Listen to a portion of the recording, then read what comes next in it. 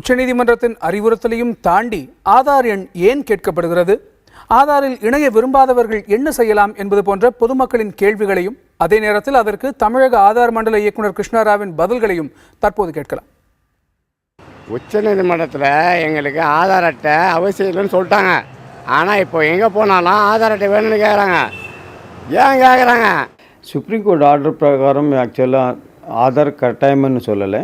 அவங்க எப்போ நீங்கள் 100% ஆதார் கவரேஜ் பண்ணுறீங்களோ அன்னிலேருந்து நீங்கள் கட்டாயம்னு சொல்லலாம். அது வரலும் ஆப்ஷனில் தான் இருக்கும்.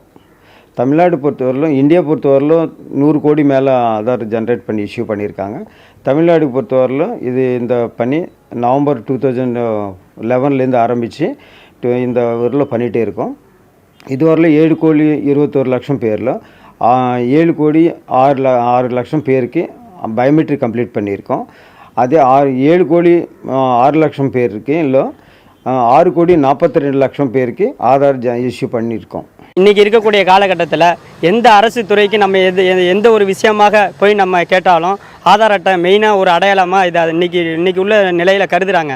அப்படி இருக்கிற சமயத்தில் எங்களுக்கு ஆதார் அட்டை வேணும், எங்களுக்கு வேணும்னு சொன்னால் அதை எப்படி போய் நாங்கள் வாங்கணும்? இப்போ ஆதார் இப்போ எடுக்கணுன்னவங்களும் இப்போ ஆல்ரெடி பர்மனெண்ட் சென்டர்ஸில் இப்போ ரன்னிங்கில் இருக்குது. 640 சென்டர் தமிழ்நாட்டில் ரன்னிங்கில் இருக்குது. 30ஆம் தேதி வரல அந்த சென்டரில் ரன் ஆகும். அதுக்கப்புறம் 1ஆம் தேதியிலேருந்து, அக்டோபர் 1ஆம் தேதியிலேருந்து தமிழ்நாடு கேபிள் டிவி அவங்க இந்த பணி எடுத்து நடத்த போகிறாங்க. அவங்க எத்தனை சென்டரில் பண்ணுறாங்களோ இந்த அரேஞ்ச்மெண்ட் நடந்துகிட்டே இருக்குது.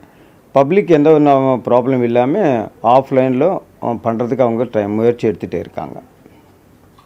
எனக்கு ஆதார் அட்டை வாங்க விருப்பம் இல்லை. எங்கே போனாலும் அந்த ஆதார் அட்டை கேட்குறாங்க. அதுக்கு வாங்க அவசியம் தேவையில்லை. இதுக்கு என்ன செய்கிறது? இது ஆக்சுவலாக ஆதார்ன்னு வாலண்டரியாக பண்ணணும். பட் கம்பல்சரின்னு எந்த நபருக்கு சொல்லலை. அந்த நபரோட உபயோகம் பேஸ் பண்ணி தான் அவங்க வேணுமா வேண்டாமான்னு அவங்க டிசைட் பண்ணுவாங்க. பட் கவர்மெண்ட்டு எப்பவுமே அவங்க இண்டிவிஜுவல் கம்பேர் பண்ண முடியாத நிலைமையில் இருக்குது. கம்பேர் பண்ண மாட்டாங்க.